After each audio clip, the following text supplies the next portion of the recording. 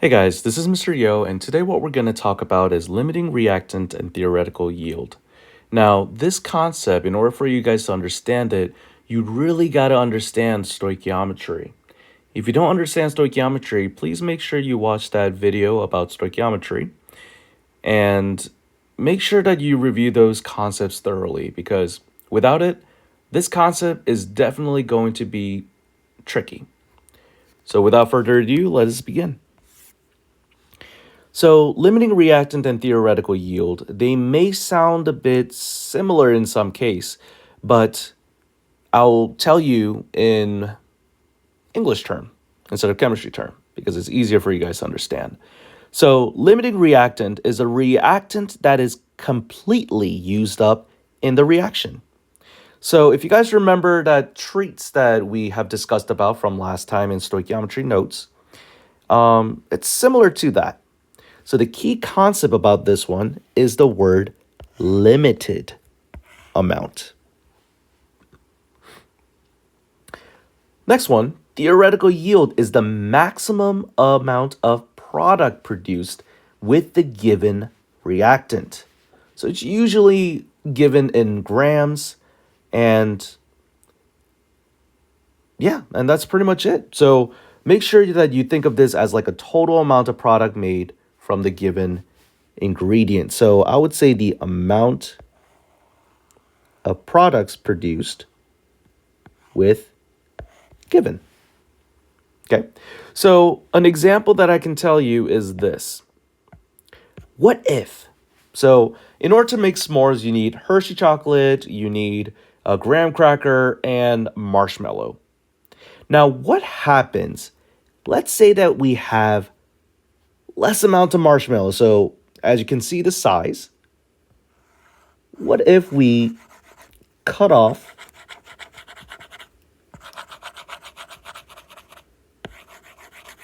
the amount of marshmallow? So now that it became smaller, then what's going to happen to the graham cracker or the s'mores? Well, that basically means our s'mores also is going to get smaller. The fact that because we have an ingredient we have a small amount of. So in this case, what is our limiting reactant and what is our theoretical yield? Well, remember, limiting reactant is talking about the beginning stage, the ingredient that we're using. So we can definitely say the ingredient or the limiting reactant is the marshmallow in this case.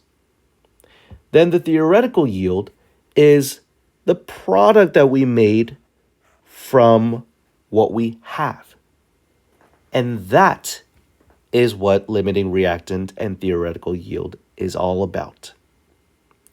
So, with this understanding, what we're going to do is we're going to do some calculation. Now, something different about this kind of question is that unlike your other questions you have dealt with, this one contains two given value. Now, what are we supposed to do with two given value? Well, you got to first make two equations. We got to make two equations with those two given values. So I'm going to set it up like this, or you can put it next to each other. I mean, however you want to present it, that's all up to you. But make sure you create two different equations. Next, what we're going to do is we have to convert it into a product. Usually on a test or on a quiz question or so, we're usually going to provide you guys what product to use. But if it's not produced or if it's not given, what you will do is you will choose one of the product. Now, it really doesn't matter what you choose because it will still give you the same answer.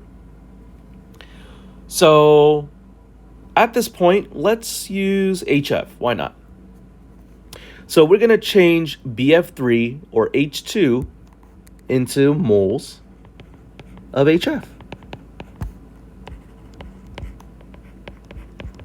Okay. And remember, we need to put the given information on the bottom, just like this. And what kind of value are we going to use in front of the moles? Yeah, so we're going to use the balance equations to plug in those values. So HF is 6. So I'm going to place a 6 on each HF. For BF3, we got 2 right here. And we got 3 for H2. Now what we're going to do is we're going to calculate. So if we calculate this, we get 0.30 moles of HF and 0.50 moles of HF. Now, the key concept for this is the word smallest. You have to remember the word smallest, because if you remember, limiting reactant is talking about the limited amount of resource. So we need to look for the smallest value answer that we have, which in this case, we can definitely see that it is this one right here. The 0.30 moles of HF. We know that's our smallest value. But if I ask you, what is the limiting reactant?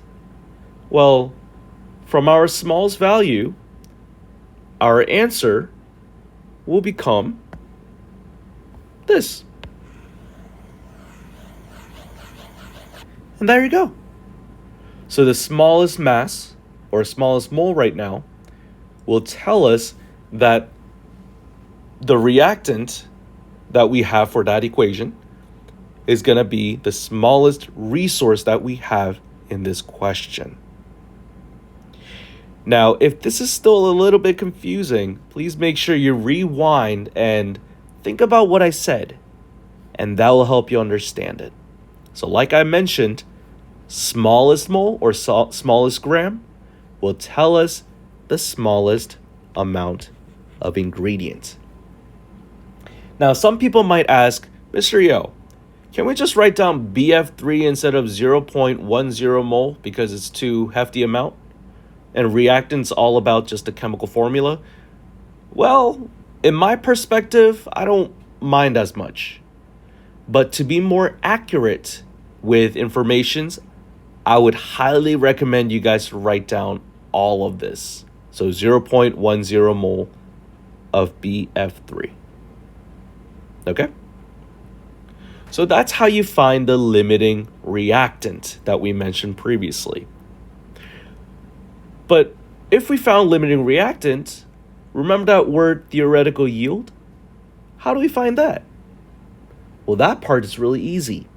Since we know what's our smallest ingredient, what we're going to do is we're going to use that same exact information that we have, that 0.30 moles of HF. That's our smallest mole that we had. What we're going to do is we're going to convert that into grams. Very simply, we're going to put 1 mole on the bottom because we want to convert it into grams, and write down the mass of HF. Now, if you guys don't remember how to calculate it, it's 1.01 plus 19.00. And once we calculate this, you will get 6.0 grams of HF. And that would be your final answer. Okay. So for the theoretical yield, guys, the question will give you what compound to use. In this case, I know it's not mentioned, which it should be, but I just didn't mention it. That was my fault. My apologies. But just make sure you follow the instructions when you're solving this question. Okay? All right. Well, now that you kind of got the grasp of understanding how to find limiting reactant and theoretical yield, I would like you guys to try to solve this next question. If you guys understand it, and if you guys got the correct answer, you're on the right track. If not, please rewind and rewatch the video. Pause the video, and I'll reveal the answer in a bit.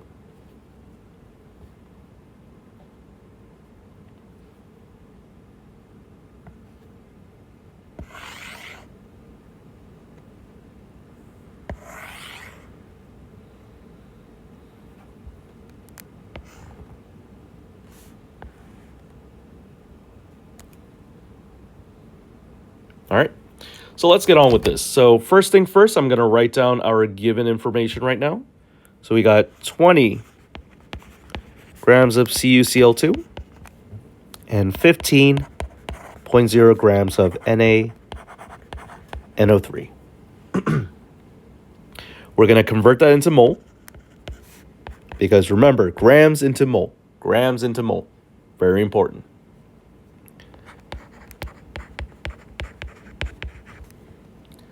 And okay. So once we convert into moles, now we're going to transition to what is our given compound, which in this case is NaCl. So right now we got 2 moles of NaCl, 2 moles NaCl, 1 mole of CuCl2, and 2 moles of NaNO3. Okay. So originally we would actually stop here to calculate our reactant. But since we're looking for the theoretical yield, and how did I figure that out? Well, because the question's asking you to find grams of NaCl. This is talking about the theoretical yield. Okay, that's just kind of like a hint to understand what you're looking for. So instead of stopping at moles, I'm going to convert it directly to grams. So I'm going to make sure I multiply the mass,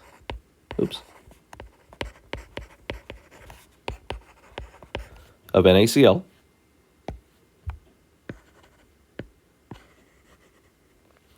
and then I'm going to calculate. So the answer we get is 17.4 grams of NaCl and 10.3 grams of NaCl. Now, which one is our smallest value? Well, that's the easy part. It's right there. Okay, that's your final answer. All right, so now that you guys understand this part, I would like you guys to try this last question. If you guys get it, awesome. If you didn't get it, please rewind and rewatch the videos.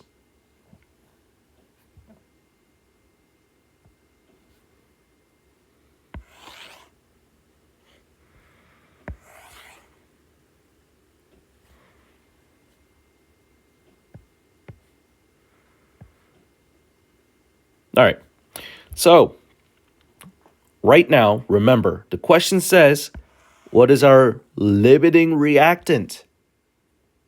So it's telling you what to find. So I'm going to write down our given informations.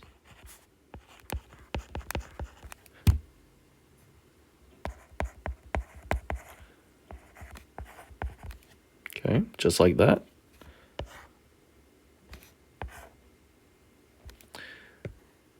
And now, since we have grams, we got to convert into moles, as always.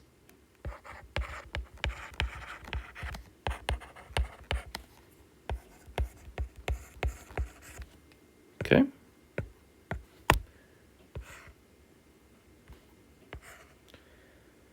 So now that we converted into mole, let us try to convert it to our element or a compound. So right now we're looking for, let's see. Well, it doesn't give you a product, so we can choose whatever we want. I'm just going to use the water's mole. Okay, it doesn't matter what you choose. It will still give you the same answer when you're doing limiting reactant. Okay. All right. So, based on our information, I'm going to calculate this out. Let's see. So our top part, when you calculate it, you should get something like this. And the bottom part, you'll get something like this. Now, from this answer, which one is our smallest? Well, we know our smallest value is this one, right here.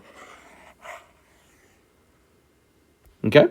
So we know our smallest value is 0.121 mole of H2O. But is that our final answer? No, because limiting reactants talking about our starting point, our ingredient.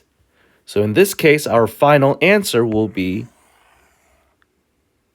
4.50 grams of O2. And that is how you find the answer. So please rewind to the videos and make sure you understand how to do this. Other than that, hope you guys have a wonderful day. Talk to you guys later.